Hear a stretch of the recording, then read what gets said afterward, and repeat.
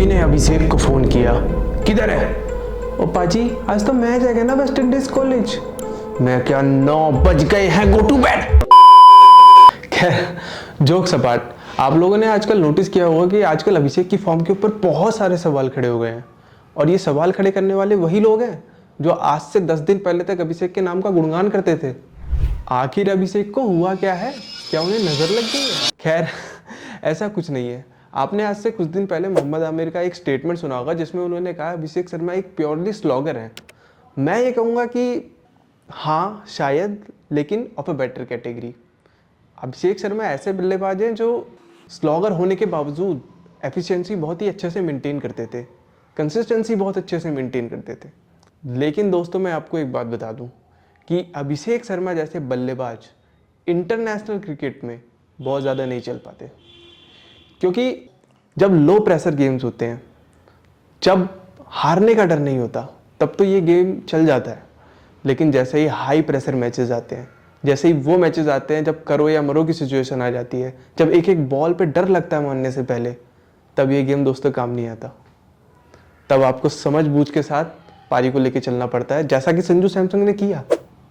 पर यह काम अभिषेक शर्मा को करना था, क्योंकि टीम की उम्मीदें उनसे हैं। आप लोगों को मैं एक बात बता दूं साफ, इस तरह के जो बल्लेबाज होते हैं ना, या जब इस सोच से बल्लेबाजी करते हैं कि मुझे पहली ही बॉल पर मारना है या हर बॉल पे मारना है, या फिर ईगो को आगे रख करके बैटिंग करते हैं, ये लोग बायलेटर सीरीज में या उन मैचेस में जिनमें बहुत ज़्यादा रन्स मैटर नहीं करते, जिसमें जीत या हार बहुत ज़्यादा मैटर नहीं करती, वहाँ तो जिता देंगे। लेकिन जब मैटर बहुत ज़्यादा बड़ा होगा, जब रन्स की सबसे ज़्यादा ज़रूरत होगी, जब सामने वाली टीम भी एक एक रन देने के लिए लड़ रही होगी, तब ये बल्लेबाज नहीं अच्छे से चल पाएंगे। क्यों? क्योंकि ये लोग गेंद को देख कर नहीं मारते, ये लोग पहले ही डिसाइड कर लेते हैं कि इस गेंद को मारना है। अब वो गेंद अच्छी है या बुरी, उनको फर्क ही नहीं पड़ता। आप लोगों ने अगर गौर से अभिषेक शर्मा की बल्लेबाजी को देखा हो तो आपको पता चलेगा कितना वो झटपटाते हैं पिच पे बल्लेबाजी करते हुए। आपको पता चलेगा कि बॉल आती है और उनके बैट से अगर उस दिन बॉल नहीं लग रही तो वो हर बॉल पर बिना देखे आगे कूद पड़ते हैं, बहुत ज़्यादा रूम बना देते हैं। बॉल ऑफ साइड में है, वो लेग साइड में कदमों का इस्तेमाल कर रहे हैं, और कदमों का इस्तेमाल वो हर बॉल पर करते हैं। आपको पता है इंपॉर्टेंट मैच जो होते हैं, हाई प्रेशर गेम्स जो होते हैं, हमेशा ज़्यादातर दोस्तों उस बैट्समैन पर भरोसा करना जो थोड़ी पावर रखता हो, क्योंकि उसकी मिस टाइम भी होती है ना, तो वो बाहर चली जाती है। जैसे Shivam Dube, Hardik Pandya. Virat Kohli is an exception because he is a master class player. वो उड़ाता नहीं है देख करके कि अरे हर बॉल ही उड़ानी है मुझे, वो टाइम करता है, वो गैप में मारता है। विराट कोहली ग्राउंडेड प्लेयर है, उड़ाने वाले प्लेयर्स की मैं बात कर रहा हूँ। अभिषेक शर्मा आते हैं और पहली बॉल पर छक्का लगाने की सोचते हैं। अब वो बॉल कैसी है, कहाँ गिरेगी, कितना स्विंग होगी, पिच का कितना मदद मिलेगा, वो पिच कैसी है, कैसा बर्ताव कर रही है वो पिच, कुछ नहीं देखते। अब इस तरह की जब आप क्रिकेट खेलते हो ना, तो इसमें हो जाता है बहुत ज़्यादा हाई रिस्क, क्योंकि आप किसी भी फैक्टर को कंसिडरेशन में ही नहीं ले रहे हो। उसके बाद जब आप बायलेटरल्स खेलते हो तब आपकी अप्रोच चल जाती है। आप हो गए 20 पर 3, आप रिकवर कर लोगे, क्योंकि देयर इज नो प्रेशर। आपने देखा होगा इंडिया को 15 ओवर में 200 चेस करते हुए with 1 wicket down, with 2 wicket down. लेकिन क्या कभी वर्ल्ड कप में भारत ने ऐसा किया है?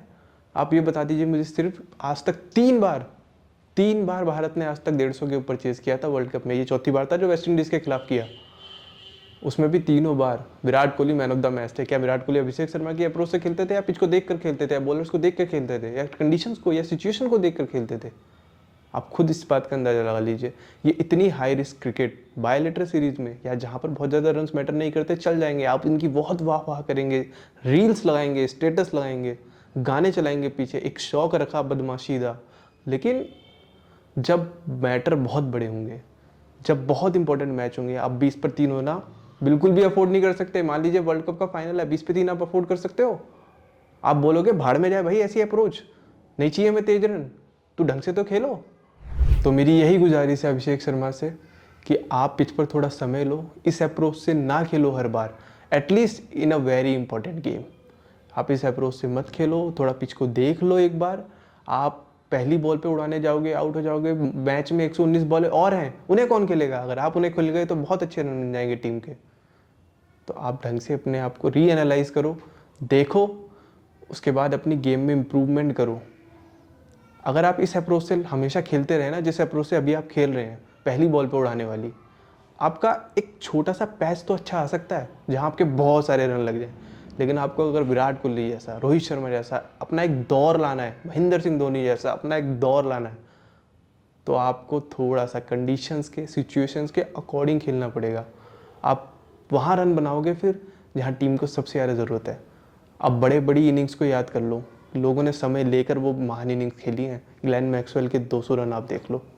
अब किसी के भी, मतलब वर्ल्ड कप्स की बात कर रहा हूँ मैं, आप किसी भी ऐसे टूर्नामेंट की सबसे बड़ी इनिंग को देख लो जिसे आप बोलते भाई ये तो गोटेड इनिंग्स थी, विराट कोहली की 82 रन्स पहली बॉल पे उड़ाया उन्होंने, नहीं ना, क्योंकि उन्हें पता था कितना इंपॉर्टेंट मैच है ये, यहाँ मैं अपना विकेट थ्रो नहीं कर सकता।